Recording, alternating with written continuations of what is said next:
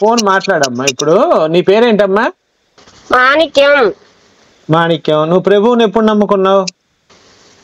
ప్రభువుని ఎప్పుడు నమ్ముకున్నదండి? పుట్టినప్పటి నుంచి నమ్ముకున్నారు. బైబిల్ చదివామా మరి ఎప్పుడైనా? చదువుతానుగా, వారం వారం వెళ్తాంగా ప్రేయర్ కి.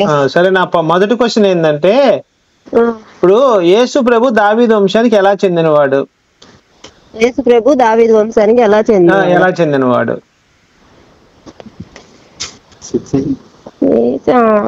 అంటే నీకు రిఫరెన్స్లు ఇస్తాను కొన్ని. 2 తిమోతి 2వ అధ్యాయం 8వ వచనము, నా సువార్త ప్రకారము దావీదు సంతానములో పుట్టి మృతులో నుండి లేచిన యేసు క్రీస్తును జ్ఞాపకం చేసుకొనుము. అంటే దావీదు వంశం సంతానములో పుట్టిన అని ఉంది ఇక్కడ. అంటే ఈయన దావీదు వంశం నుంచి పుట్టాడు. 1వ రెఫరెన్స్. 2వ రెఫరెన్స్ యోహాను సువార్త 7వ అధ్యాయం 42వ వచనం, క్రీస్తు దావీదు సంతానంలో పుట్టి దావీదు ఉండిన బెత్లెహేము గ్రామం నుండి వచ్చిన లేఖము చెప్పుటలేదా? అంటే ఈయన దావీదు సంతానంలో పుట్టాడు. ఓకేనా? నెక్స్ట్ 3వ రెఫరెన్స్ అన్ని ఇవే. లూకా 1:70 సేవకుడైన దావీదు వంశం మరొక రక్షణ శృంగము. ఓకేనా? అంటే ఈయన రక్షణ శృంగం అంట, దావీదు వంశంలో పుట్టినాడు. ప్రకటన గ్రంథం 5:5, ఆ పెద్దల్లో ఒకడు 7వ ముఖము, ఇదిగో దావీదు చిగురైన యూదా గోత్రపు సింహము 7 ముద్రలు తీసి గ్రంథం ఇప్పటికే జయం పొందిన నాతో చెప్పాను. అంటే ఈయన యూదా గోత్ర సింహం అంట యేసయ్య. అసలు ఈయన యూదా గోత్రానికి చెందినవాడు ఎలా అవుతాడు చెప్పమ్మా ఒకసారి. యూదా గోత్రకు చెందినవాడనే అక్కడేం మీరు ఇప్పుడు బైబిల్లో ప్రకటనలో చెప్పారా? తిమోతి, యోహాను, లూకా సువార్త, ప్రకటన గ్రంథం, రోమీలకు రాసిన పత్రిక అన్నిట్లో అదే రోమియోలకు రాసింది, రోమియోలకు రాశాడు ఆయన తెలిసినప్పుడు. కాదమ్మా, నేను అడుగుతున్న ప్రశ్న నీకు అర్థం కావట్లా. మీరు క్లారిటీగా చెప్పండి. ఫస్ట్ యేసుక్రీస్తు శరీరం బట్టి దావీదు సంతానములో పుట్టాడు. దావీదు సంతానంగానే ఎందుకుంది యేసుక్రీస్తు? యేసుక్రీస్తు సేవకుడు కదా. కాదమ్మా, ఎవరు సేవకుడు? దావీదు యేసుక్రీస్తు సేవకుడు కదా. ఎక్కడ రాసింది అది? ఎక్కడ రాసింది? యోహాను. తీయమ్మ, అక్కడ ఏముందో చూపించు ఒకసారి నాకు. ఇక్కడ ఫోన్ చేయండి, రేపు ఇదే నెంబర్ ఫోన్ చేయండి, ఇదే టయానికి నేను చెప్తా. కాదు, అసలు ముందర దీనికి చెప్పు. దావీదు వంశానికి ఎలా చెందినవాడు ఈయన? ఎలా చెందుతాడండి? బైబిల్లో ఉంది కదా, దావీదు వంశం చెందిన యేసుక్రీస్తు అని బైబిల్లో రాసి ఉంది కదా. తిమోతిలో ఉందా? రోమీలకు రాసిన పత్రిక 1:5, యేసుక్రీస్తు శరీరమును బట్టి దావీదు సంతానముగాను మృతుల్లో నుండి పునరుత్థానమైన పరిశుద్ధాత్మ దేవుని కుమారుని ప్రభావంతో నిరూపించావు. నువ్వు శరీరధారిగా యేసుక్రీస్తు దావీదు వంశంలో పుట్టాడు. క్లియర్ గా నువ్వు రాసుకోమ్మా ఒకసారి, పెన్ను పేపర్ తీసుకొని. నేను ఆ రిఫరెన్స్ అన్ని ఇస్తాను నీకు. దావీదు వంశంలో ఎక్కడెక్కడ రాసినా రిఫరెన్స్లు ఇస్తాను, తీసుకో ఒకసారి. సరే, మీరు రేపు చేయండి, ఫోన్ చేయండి ఇదే నెంబర్ కి, నేను చెప్తా. మీరు నా మొదటి ప్రశ్న అవునండి, తిమోతి 1:5 రాసిందా? అవును. ఇంకో ప్రశ్న, యేసు ప్రభు ఎవరెవరికి పుట్టాడమ్మా? యేసు ప్రభు ఎవరెవరికి పుట్టాడండి? ఎక్కడ పుట్టాడు అనండి? యేసు ప్రభు కన్య తల్లి మరియమ్మకు పుట్టాడు. కన్య గర్భవతి ఎలా అయింది? తల్లి గర్భవతి ఎలా అయిందంటే దేవుని వరం ద్వారా అయ్యింది. గర్భవతి అయింది కానీ అది మనిషి ద్వారా అయిందని లేదు కదా. మనిషి ద్వారా అయిందని లేదు. రిఫరెన్స్ చూపించు నాకు. అవును, బైబిల్లో ఉంది చూడండి. మీరు ఇప్పుడు ఇన్ని చెప్పారు కదా, మీకు అది కూడా బైబిల్లోనే దొరికింది. బైబిల్లో చూడటం కాదు నాకు కావాల్సిన సమాధానం. గర్భవతి ఎలా అయింది? ఎవరి ద్వారా అయింది?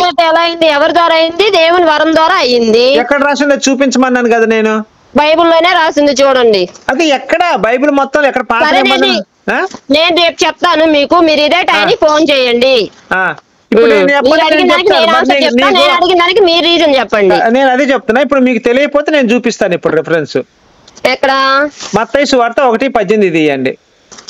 అంటే ఇప్పుడు నా దగ్గర బైబిల్ లేదు, ఇంట్లో ఉంది. నేను షాప్ లో నేను తీసి చదువుతాను ఇప్పుడు. మత్తయి సువార్త 1:18 ఏముంటదంటే, యేసుక్రీస్తు యేసుక్రీస్తు జనం ఎట్లనగా ఆయన తల్లి అయిన యేసేపుకు ప్రదానము చేయబడిన తరువాత వారు ఏకము కాక మునుపు పరిశుద్ధాత్మ వలన గర్భవతిగా ఉంది. ఇప్పుడు నేను అడుగుతున్న ప్రశ్నకి దీనికి లింక్ ఏంటంటే, దావీదు వంశంలోంచి ఈయన రావాలి అంటే యేసేపు ద్వారా మేరీ గర్భవతి అయితే నేను దావీదు వంశానికి వస్తాడు. ఈమె పరిశుద్ధాత్మ ద్వారా గర్భవతి అయినప్పుడు మరి ఈ పాత రాసిన లేఖలన్నీ కూడా తప్పైపోతాయి కదా. మరి పరిశుద్ధాత్మ మేరీ పుట్టినట్టు దావీదు వంశానికి ఎలా చెందినవాడు? ఇది నా ప్రశ్న.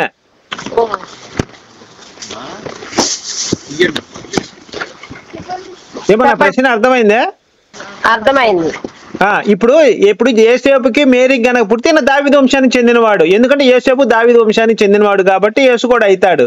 ఇక్కడ ఈయన పరిశుద్ధాత్మ ద్వారా ఈయన గర్భవతి అయితే మరి దావీదు వంశానికి చెందినవాడు ఎలా అవుతాడు?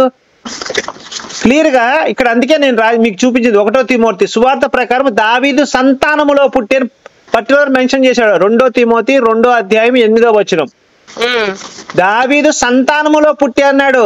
దావీదు వంశం కూడా కాదు, సంతానములో పుట్టి. గుర్తుపెట్టుకో, వంశం వేరు, సంతానములో పుట్టి. సంతానం అంటే ఎట్లా? యేసేపు మేరీ గర్భవతి అయితే అప్పుడు మీరు చెప్పినట్టు సంతానంలో పుట్టి ఈ లేఖనం రైట్ అయినట్టు అవుతుంది. పరిశుద్ధాత్మకి మేరీ పుట్టినట్టు దావీదు వంశానికి ఎలా సంబంధం? ఇది నా ప్రశ్న అమ్మ, దీనికి సమాధానం చెప్పు, నేను వింటాను. ఇప్పుడు అయిపోయింది నా ప్రశ్న. కాదండి, ఇప్పుడు మీది అది ఏ సంఘం అండి? నాది పెంతెకోస్తు అమ్మా. పెంతెకోస్తు నుంచి 10 సంవత్సరాలు పాస్టర్ గా చేసి బయటకు వచ్చాను. అంటే మీ దాంట్లో ఒక రిఫరెన్స్ గా ఉంది, అంటే మా యెహోవా సాక్షులు అని ఉంటారు కదండి. కాదమ్మా, నేను యెహోవా సాక్షిని కాదు. కాదు, నేను చెప్తున్నాను, యెహోవా సాక్షులు అని ఉంటారు కదండి. మరి వాళ్ళు అసలు యేసుక్రీస్తు దేవుడే కాదంటున్నారు, మీరు ఇలా చెప్తున్నారు. అంటే ఒక్కొక్క చర్చికి ఒక్కొక్క లెక్క ఉంటదా? బైబిల్ వేరే, బైబిల్ అబద్ధమా? అబద్ధమే, బైబిల్ కల్పించి రాసిన పుస్తకం అది. అంటే పాత నిబంధన గ్రంథం కల్పించి రాసిందంటారా? అవునవును, కొత్త నిబంధన కూడా కల్పించి రాసుకునేది. కొత్త నిబంధనలో యెహోవా పేరు ఉండదు, పాత నిబంధనలో యేసుక్రీస్తు పేరు ఉండదు. మరి అసలు ప్రతి పాత నిబంధనలో ఇది యెహోవాకు, ఇది యెహోవాకు, ఈయన నా ప్రియ కుమారుడు యెహోవాకు అని ఎందుకు లేదు? పాత నిబంధనలంతా యెహోవాకు యెహోవాకు అని ఫస్ట్ నుంచి వరదాకా అన్ని వాక్యాలు చెప్తాడు ఆయన. మరి అసలు యెహోవా అనే పేరు కొత్త నిబంధనలు ఎందుకు తీసేశారు మరి? కాదండి, ఇప్పుడు మీరు ప్రేయర్కి వెళ్తారు, అక్కడ మీరు ఇప్పుడు చెప్పులు వేసుకొని వెళ్తారా, చెప్పులు ఇడిచి వెళ్తారా? నేను క్రిస్టియన్ గా ఉన్నప్పుడు చెప్పులు తిప్పే వెళ్ళేవాడిని ప్రేయర్ కి. ఇప్పుడు చెప్పులు వేసుకొని ప్రేయర్కి వెళ్తాను, ఎందుకంటే యేసుని దేవుడుగా నేను అంగీకరించలేదు కాబట్టి. బైబిల్ అనేది బుక్కే కాదు, ఇది కల్పించి రాసిన పుస్తకం నేను బలంగా నమ్ముతున్నాను. మీరు నమ్ముతున్నారని అందరిని నమ్మించాలని రూల్ ఉందా? అయితే రూల్ నేను చెప్తే రూల్ కాదు, నేను ఇక్కడ అన్ని కూడా ఆధారాలు చూపించాను. మాట్లాడారని మేము అలా మాట్లాడాం. ఉన్న మాట మాట్లాడాలి. ఒక నిమిషం, నేను మూర్ఖంగా మాట్లాడి నువ్వు మాట్లాడి ఇప్పుడు ఎప్పుడే నిరూపిస్తాను. కేథలిక్లు ప్రొటెస్టెంట్లు ఎంతమంది? అసలు కేథలిక్లు ప్రొటెస్టెంట్లకు తేడా చెప్పమ్మా నువ్వు ముందర. ఏంటండి కేథలిక్లు ప్రొటెస్టెంట్లకు తేడా చెప్పు. అంటే ఏంటి అది కూడా తెలియదు నీకు? మరి నేనేం చెప్పాలి నీకు? చెప్పు. అసలు కేథలిక్లు ఎవరిని పూజిస్తారు? కేథలిక్లు ఎన్ని పుస్తకాలు నమ్ముతారు? ప్రొటెస్టెంట్ ఎవరు? ప్రొటెస్టెంట్ ఎన్ని పుస్తకాలు నమ్ముతారు తెలుసా పోనీ ఏదన్నా? ఏం తెలియదండి మాకైతే మా పాస్టర్ గారు ఒకటే చెప్పాడు. మా పాస్టర్ గారు చెప్పింది మేము వింటాము, మేము చేస్తాము కూడా అదే. మీలాగా మేము ఒకప్పుడు దేవుడు నమ్ముకొని చెప్పులు ఇడిచెల్లి ఇప్పుడు అసలు ఇక్కడ యేసు దేవుడే కాదు, ఈయన దావీదు వంశానికి చెందినవాడు కదా. ఆ లేఖనాలు తప్పు కాబట్టి యేసుకు వేరే దేవుడు అయి ఉండొచ్చు అని నేను నమ్ముతున్నాను. అందులో వేరే వాళ్ళలే అందులో. ఎందుకు? మెల్కీసేనాయనుడు ఆది లేదు అంతం లేదు, ఆయన పుట్టికే లేదు. మెల్కీసేనాయనుడు నువ్వు చదువు బైబిల్, ఆయనే దేవుడు బైబిల్లో. ఏంటండి? మెల్కీసీ అనే అతను ఉంటాడు, అతనే ఆయనే దేవుడు అని చెప్పింది బైబిల్. అవునా? అసలు కాదమ్మా, ఇప్పుడు ఉచ్చ పోసుకుండే దాంట్లో దేవుడు ఎట్లా వస్తాడు బయటికి చెప్పండి? అసలు ఇది ఒప్పుకుంటుందా బైబిల్? దేవుడు ఎవరు? ఆత్మస్వరూపి. దేవుడు ఆత్మస్వరూపి, ఆత్మ రూపంలోనే పూజించాలి. మరి శరీరధారిగా ఈయన స్వర్గానికి వెళ్ళిపోతే ఈయన దేవుడు ఎట్లా అవుతాడు? ఆత్మస్వరూపి నేను ఎలా పూజించాలి? బైబిల్ ఏం చెప్పింది? ఆత్మస్వరూపిని మాత్రమే పూజించమని చెప్పింది. ఎలా పూజిస్తాం మనం ఈయన? అసలు శరీరధారిగా ఈయన పరలోకంకి వెళ్ళినప్పుడు ఈయన ఎలా దేవుడు అవుతాడు? మన బైబిల్కి విరుద్ధం కదా ఇది. యెహోవా విగ్రహారాధన అసహించుకున్నాడు, మరి యేసుకి ఇప్పుడు విగ్రహాలు పెట్టారు, మరి యేసుని మనం అసహించుకోవాలి కదా. ఆయన దేవుడే, ఆయన శరీర రూపం ఉంది కదా, ఆయన దేవుడే కాదు అసలు బైబిల్ ప్రకారం. అవును, విగ్రహాలు ఎక్కడ ఉన్నాయి? ఎందుకు లేవు? మరి యేసు విగ్రహాలన్నీ మార్కెట్ లో చాలా ఉన్నాయి కదా. ప్రతి చర్చి మీద కూడా పెద్ద పెద్ద విగ్రహాలు పెట్టారు. విగ్రహాలు ఏం లేవే చర్చికి, అదొక్కటే ఉంది, చర్చి అనే రాస్తుంది కదా. విగ్రహాలు ఏం లేవు. చూడమ్మా, నువ్వు యేసు విగ్రహాలు, యేసు స్టాట్యూస్ అని గూగుల్లో కొట్టి 100 కోట్ల విగ్రహాలు వస్తాయి. నేను చెప్పిన మాట కాదు ఇది. ఇలాంటి వాళ్ళే పెట్టుంటారు. నాలాంటి వాళ్ళు పెడితే నేనైతే యేసు ప్రభు దేవుడికి అంగీకరించను. పిచ్చోడుగా బైబిలే చెప్పి వాళ్ళ మేరీయే చెప్పింది. అమ్మా చెప్పేది నీ పేరేందో గానీ మేరీయే చెప్పింది యేసు పిచ్చోడు అని చెప్పి బైబిల్లో చూపించింది. మార్క్స్ వార్త 3:21 రాసినట్టు చూసుకోమ్మా. యేసు పిచ్చోడని వాళ్ళ అమ్మాయి అన్నది, నేను అనలేదు. బైబిల్ చెప్పింది అని నేను చెప్పి నా సొంత వచ్చిన నాకు కనిపించి చెప్తే నన్ను అడగచ్చు నువ్వు.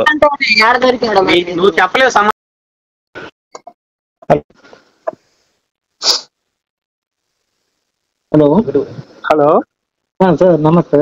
నమస్కారం సార్, చెప్పండి సార్. అదే సార్, ఇప్పుడు మీరు చెప్పింది పాత నిబంధనలో చెప్పినారు అన్ని.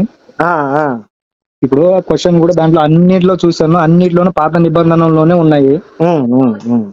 పాత నిబంధనలో లోతు కూతురు, లోతు ఎలా పాపం చేశారు, తర్వాత లోతు కూతురు చేశాడా సార్? కూతురులో ఆయన దగ్గర పడుకున్నారు, ఆయనకు తెలియకుండా ఆయనకు మత్తు ఇచ్చేసి పాపం కాదు కదా. ఇప్పుడు వాళ్ళు అక్కడ చేశారు అనికేసి వీళ్ళు అదే పట్టుకున్నారు సార్. దాంట్లో తప్పు సార్, తప్పండి. లోతు కూతుళ్ళు చేసింది పాపం కాదండి. ఎవరు చెప్పారు నీకు లోతు కూతుళ్ళు పాపం చేశారని? ఇప్పుడు మరి మీరు చెప్పింది దీంట్లో వేసినారు కదా సార్. మరి దీంట్లో సార్ ఇది నా అభిప్రాయం, బైబిల్ అలా చెప్పలేదండి. బైబిల్ ఎక్కడ చెప్పలేదు. అదే మీరు అలా చెప్తున్నారని ఇలా క్వశ్చన్ వేసారని నేనేం చెప్తున్నానంటే అది పాత నిబంధనలో. కొత్త నిబంధనలో మరొక దేవుడు ఆజ్ఞ ఇచ్చాడు కదండి మనకు. సార్ ఒకసారి నా ప్రశ్న జాగ్రత్తగా వినండి. చెప్పండి. నేను చెప్పేది ఏంటంటే సార్, బైబిల్ పాత నిబంధనలో లోతు కూతుళ్ళు తప్పు చేశారని బైబిల్లో ఎందుకు రాయలేదు? ఇది నా ప్రశ్న అండి. అంటే వాళ్ళు చేసిన తప్పు కాదా? ఓకే అది తప్పే. దాన్ని బైబిల్లో ఎందుకు రాయలేదు? ఉండండి అది పాత నిబంధనలో ఉంది. మరలా మీరు ఒకసారి కొత్త నిబంధనలోకి వెళ్ళాలి సార్. అర్థమైందా సార్? నేను అడుగుతుంది కొత్త నిబంధన పాత నిబంధన కాదు. లేదు సార్, దాంట్లోనే మీకు ఇక్కడ క్వశ్చన్ ఇచ్చాడు, ఒక దగ్గర ఆన్సర్ ఇచ్చాడు, ఖచ్చితంగా ఇచ్చింటాడు. అదే ఓకే చెప్తున్నాను మీకు. కొత్త నిబంధనలో వచ్చేసి మనం దాన్ని ఎలా పాటిస్తున్నామంటే అది తప్పు, అది ఒకసారి రిఫరెన్స్ చూపించండి. బైబిల్లో ఎక్కడైనా లోతు కూతుళ్ళు తప్పు చేశారని ఒక రిఫరెన్స్ చూపించండి చాలు. నిజంగా బైబిల్ పరిశుద్ధ గ్రంథం అని నేను ఒప్పుకుంటాను. ఓకే సార్, నాకు కాస్త టైం ఇవ్వాలి మీకు, మరలా నేను అది ఖచ్చితంగా పంపిస్తాను. ఓకేనా సార్? ఒకటి ప్రశ్న అడుగుతున్నాను వినండి. చెప్పండి. లోతు కూతుళ్ళు గాని లోతు గాని తప్పు చేశాడని ఒక పాయింట్. సరే. అబ్షలోం అనేవాడు సొంత చెల్లెల్ని రేప్ చేస్తాడు. 2 మీరు ఇది ఒకటి చెప్పారు కదా, నేను ఒక్కొక్క దానికి చెప్తాను. అన్ని 3 రాసుకోండి. 3 క్వశ్చన్లు, సింపుల్ క్వశ్చన్లు 3 టైం ఇవ్వండి. నేనైతే చదివాను. నేను కొత్త నిబంధనలో ఇది పాత నిబంధనలోనూ పాపం చేశారండి, లేదని లేదు నేను. కానీ మన కొత్త నిబంధన పాపం చేశారా? ఎవరండి? లోతు కూతుళ్ళు తండ్రి దగ్గర వారు వ్యభిచారం చేశారు కాబట్టి మనకు అలా జీవించకూడదానికి లోతు కుటుంబం మరలా వారు అభివృద్ధి అవ్వలేదు. ఓకే సార్, మీరు చెప్పండి. వాళ్ళు మోయాబీను అమోనీలుగా అభివృద్ధి చెందారు. వాళ్ళు లేదు, మరలా వాళ్ళు అభివృద్ధి చెందలేదు, వారు కూడా కుటుంబం నాశనం అయిపోయింది. లేదు సార్. రూత్ ఎవరండి? రూత్ ఎవరు? మీరు ఒకసారి రిఫరెన్స్ చెప్పండి నాకు. సార్ రూత్ అనే ఆమె మోయాబీ వంశం నుంచి వచ్చింది. రూతు మనవడే దావీదు. మరి వాళ్ళ వంశం నాశనం అయితే రూత్ ఎలా వస్తుందండి? మీకు నేను కొత్త నిబంధనలోన మీరు ఏం చెప్పారు? లోతు కూతుళ్ళతోటి పాపం చేసేదానికేసి ఎక్కడా లేదనికేసి మీరు చెప్పారు. అవునండి, దానికి కట్టుబడి ఉన్నాను నేను. అది ఉందనికేసి నేను చెప్తున్నాను. చూపించండి సార్. ఓకే, నాకు కాస్త టైం ఇవ్వండి. ఇంకోటి ఏదో చెప్తానన్నారే. ఒకటి, అబ్షలోం గారు సొంత చెల్లెల్ని రేప్ చేస్తే వాడికి కూడా ఎటువంటి శిక్ష దేవుడు వేయలేదు, కానీ వాళ్ళ పెద్దన్న అబ్షలోం గాడు వేసాడు. ఓకేనా? గుర్తుపెట్టుకోండి. మళ్ళీ చెప్తాను, ప్రశ్న రాసుకొని రికార్డ్ చేసుకుంటున్నారు మీరు. మళ్ళీ వినండి సార్. లోతు గాని లోతు కూతుళ్ళు గాని ఎక్కడా తప్పు చేసినట్టు బైబిల్ మొత్తంలో ఎక్కడా లేదండి. First point. 2వ పాయింట్ వచ్చేసి లోతు నీతిమంతుడని 2వ పేతురులో రాసి ఉంటుంది. లోతు నీతిమంతుడు అసలు నాకు అర్థం కాలేదు. అక్కడ ఒక్క నిమిషం వినండి సార్. లోతు వాళ్ళ ఇంటికి అక్కడ ఉన్న ప్రజలందరూ వచ్చి మీ ఇంటికి ఎవరిద్దరు ముగ్గురు వచ్చారు కదా, వాళ్ళని మాకు ఇవ్వమంటాడు. దేవదూతలు వచ్చారు. వాళ్ళని మాకు ఇవ్వు అంటే వాళ్ళు ఏమంటారంటే, లోతు వాళ్ళు వద్దయ్యా, నా కూతుళ్ళు ఉన్నారు, కావాలంటే నా కూతుళ్ళు మీ ఇష్టం వచ్చినట్టు వాడుకోమంటాడు. అవును, దేవదూతలను వదిలేయండి, నా కూతురు కావాలంటే వాడుకోండి అని చెప్పాడు. అసలు ఏంది సార్, దరిద్రం కదా. సార్ నన్ను ప్రశ్న శాంతం కంప్లీట్ అయితే మీరు మాట్లాడండి. చెప్పండి సార్. వీరుడు అనేవాడు ఏం చేయాలి అంటే, గుర్తుపెట్టుకోండి, నా కూతుళ్ళను మీరు ఇష్టం వచ్చినట్టు వాడుకోండి, మీ ఇష్టం వచ్చినట్టు పండుకోబెట్టుకోండి కాదండి. ఆ దేవదూతల్ని కాపాడాలి, వీళ్ళని కాపాడాలంటే వాళ్ళకి యుద్ధం చేసి వాళ్ళందరినీ చంపేసేయాలా. వీడు చచ్చిపోయాడానికి యుద్ధంలో వీర స్వర్గం పొందుతాడు. అది హీరోయిజం అండి. అంతేగాని నా కూతుళ్ళను వాడుకో, నా పెళ్ళాన్ని వాడు ఏంది సార్? మనమైతే ఏం చేస్తాం చెప్పండి. ఒక్క నిమిషం నన్ను చెప్పనండి. మనమైతే ఏం చేస్తామండి ఆ ప్లేస్ లో ఉంటే? అరే నువ్వెవడరా మా ఇంటికి రావడానికి, మా అతిథులను అనడానికి, నా పిల్లల జోలు రావడానికి ఎవరు? కోడే ఊరుకోదు కదండి. కోడి, గద్ద, కుక్క, పందులు ఇవి ఊరుకోవు కదండి. వాళ్ళ పిల్లల జోలు వస్తే నరాలు మొత్తం బయటకు వస్తాయి, కండలు బయటకు వచ్చేటట్టు కొరుకుతాయి. అలాంటిది కూతుళ్ళను వాడుకోమని చెప్పడం ఎంత దరిద్రం అండి అసలు అది. అది అసలు మానవ మృగాలు కూడా చేయమండి ఆ పనులు. మానవ మృగాలు అంటారు, అలాంటి వాళ్ళు చేస్తారు. లోతు నీతిమంతుడు ఎలా అవుతాడు? 2వ పేతురులో లోతు నీతిమంతుడు అని నేను రాశాడు. ఎలా రాస్తాడండి? మీరు అయిందండి, ఇప్పుడు నేను చెప్తాను. ఇష్టం వచ్చినట్టు వాడుకోమంటాడు. సరే నేను చెప్తాను. అది మా పిల్లలు కూడా కన్యలు ఫ్రెష్ క్యాండిడేట్లు ఇష్టం వచ్చినట్టు వాడుకోమంటాడు.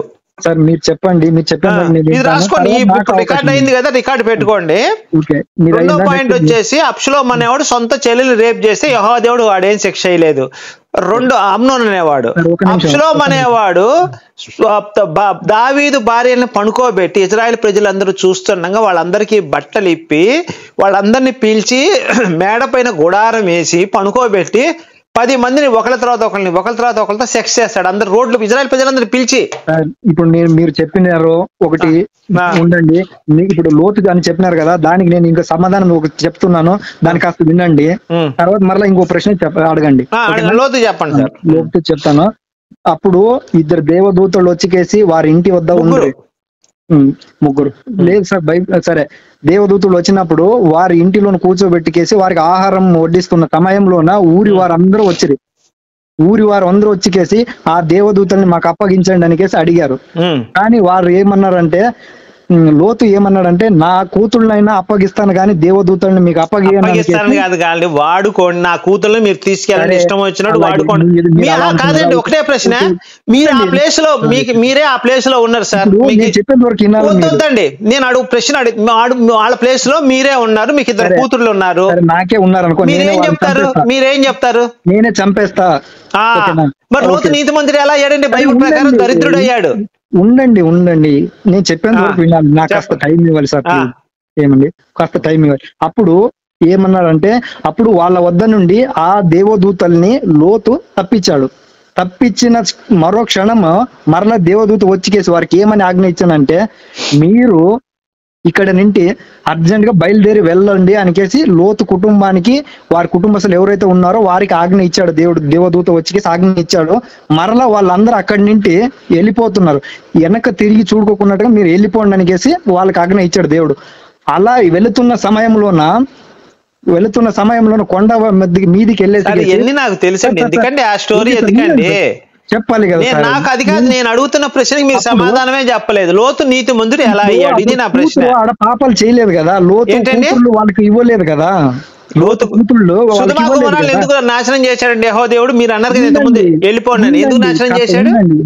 ఉండండి అప్పుడు దేవదూతల్ని ఏందైతే స్టోరీ అంతా తెలుసండి నాకు. అది కాదు నేను అడిగే ప్రశ్న, మీరు సూటిగా సమాధానం చెప్పండి. సుధమా గుమ్మల నగరాన్ని యెహోవా దేవుడు ఎందుకు నాశనం చేశాడు? ఇది నా ప్రశ్న చెప్పండి. దేవదూతల్ని హింస పెట్టబోయినారు. ఎందుకు?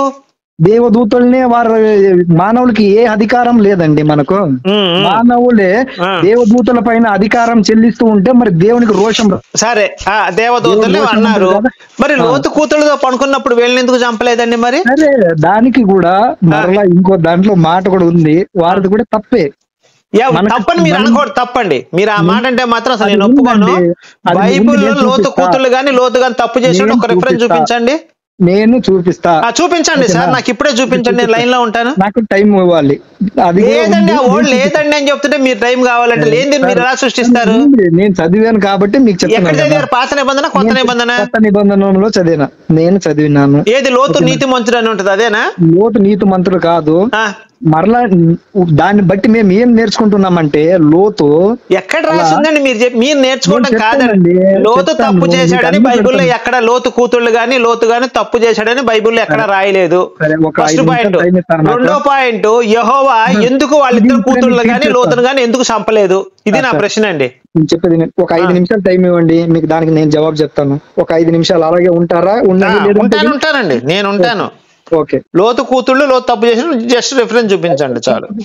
నేను చదివాను కాబట్టి నేను చూపిస్తాను. చూపించండి సార్.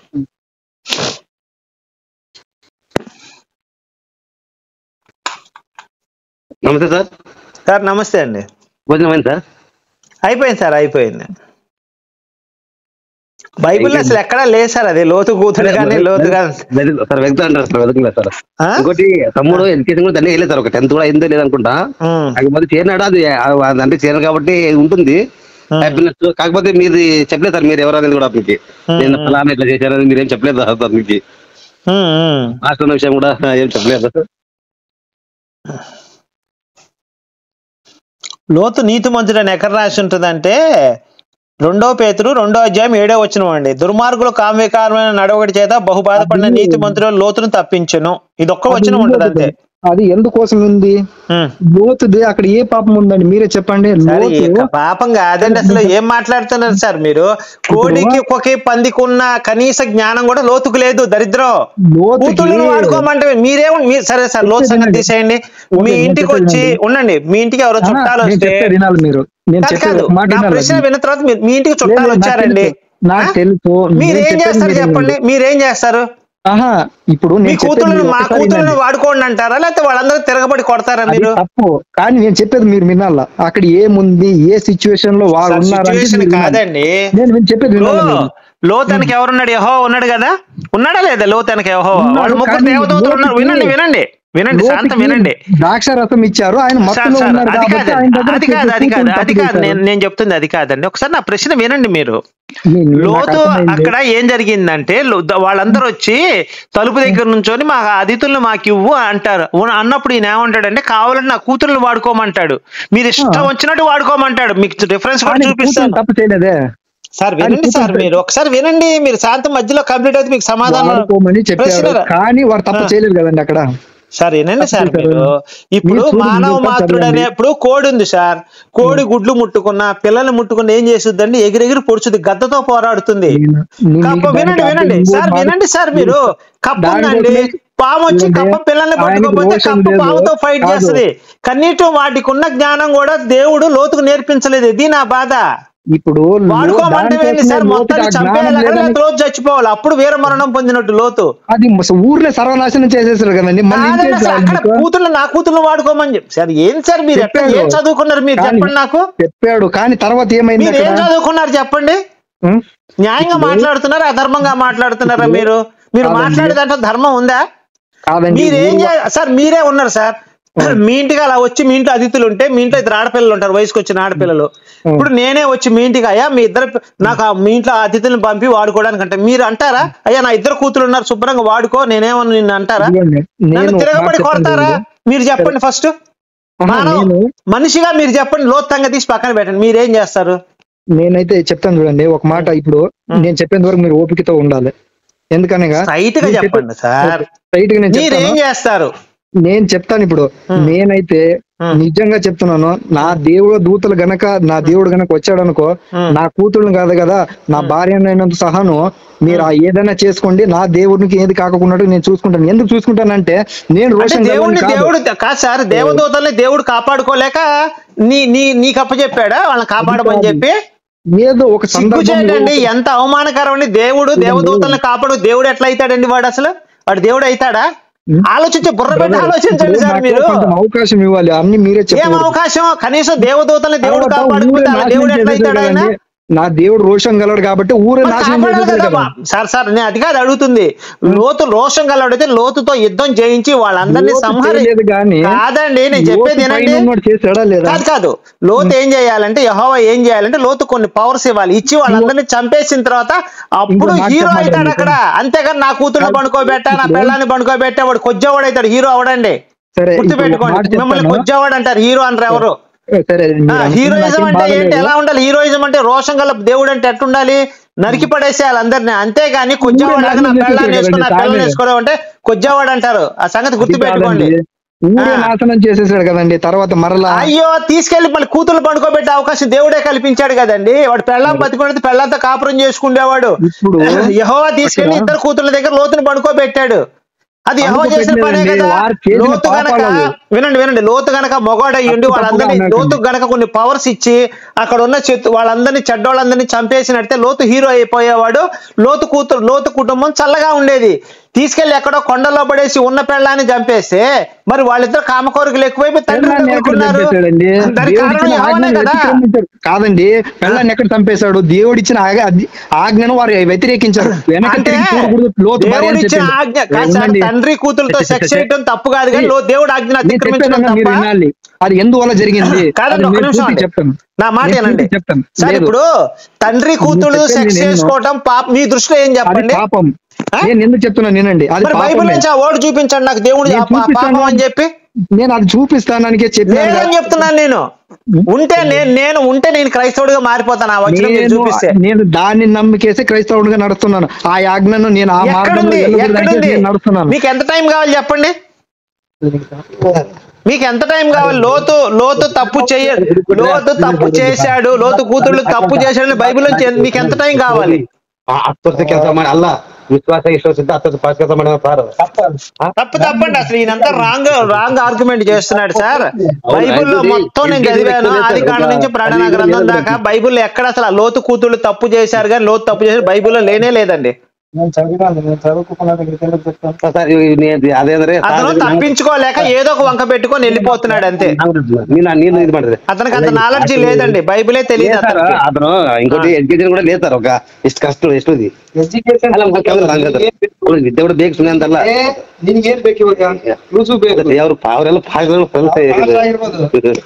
ಎಲ್ಲಿದಬ್ಬ ತೋರ್ಸು ನಮ್ಗೆ, ತೋರ್ಸು ಎಲ್ಲಿದೆ, ಎಲ್ಲಿದೆ ತೋರ್ಸಿ ನಮ್ಗೆ. ಲೋಡ್ದು ತಪ್ಪು ಮಾಡ್ತಾ ಇದ್ರನ್ನ ಎಲ್ಲಿ ತೋರ್ಸು ನಮ್ಗೆ, ಎಲ್ಲಿದೆ ಬೈಬಲ್? ನಮ್ಗೂ ಬೈಬಲ್ ಗೊತ್ತು. ఎంత ಟೈಮ್ ಕಾవాలి? ಎಷ್ಟು ಗಂಟೆ ಬೇಕು ನಿಮ್ಗೆ? ಎಷ್ಟು రోజు ಬೇಕು ನಿಮ್ಗೆ? ಎಷ್ಟು ದಿನ ಬೇಕು ನಿಮ್ಗೆ? కూతుళ్ళు పాపం చేశారని కేసి చూపించమని చెప్పారు. అవును, ಎಷ್ಟು ದಿನ ಬೇಕು నిమ్ಗೆ? లోతు తప్పు చేశాడు, లోతు కూతుళ్ళు తప్పు చేశారని ఎక్కడుంది అది? నాకు ఒక 5 నిమిషాలు ఓపిక. సరే, నేను ఒక 5 నిమిషాలు, మీరు 10 నిమిషాలు టైం తీసుకొని మళ్ళీ కాల్ చేయండి, నాకు మాట్లాడదాం. Okay sir. సార్ ఇంకోసారి క్వశ్చన్ రిపీట్ చేయండి. లోతు కూతుళ్ళు తప్పు చేశారని బైబిల్ నుంచి రెఫరెన్స్ కావాలి నాకు. Okay sir, okay. Right sir, 10 నిమిషాల తర్వాత పోతే సార్ మీకు. రైట్ సార్, కంపల్సరీ చేయండి, వెయిట్ చేస్తాను.